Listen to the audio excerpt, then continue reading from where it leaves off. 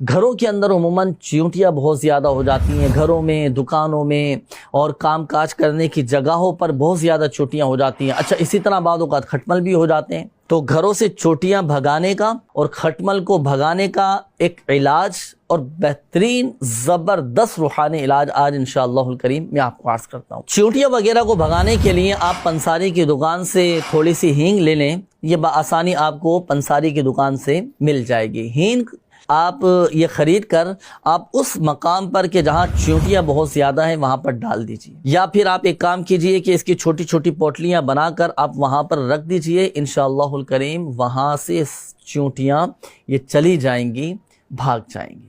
تو اس طریقہ کار کے مطابق بھی آپ چیونٹیاں بھگا سکتے ہیں۔ اب بات کرتے ہیں کھٹمل بھگانے کا عمل۔ کھٹملوں کو بھگانے کا ایک طریقہ یہ بھی ہے کہ آپ اجوائن لیں۔ اجوائن جو ہے نا، یہ ایک دیسی دوا ہے۔ اجوائن آپ تھوڑی سی لے کر آپ اس کی پوٹلیاں بنا لیں، چھوٹی چھوٹی پوٹلیاں بنا لیں، اور پلنگ کی پائنتی کی جانب آپ اس کو پوٹلیوں کو باندھ دیں۔ انشاءاللہ الکریم وہاں سے سارے کے سارے کھٹمل جو ہے یہ بھاگ جائیں گے۔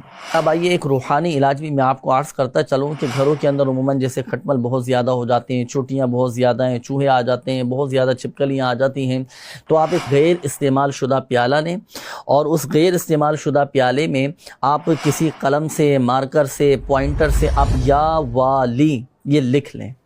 لکھنے کے بعد اب آپ اس پیالے میں پانی ڈال کر اس احتیاط کے ساتھ کہ فرش پر نہ گرے، وہ پانی آپ اپنے گھر کے در و دیوار پر آپ چھڑکیں۔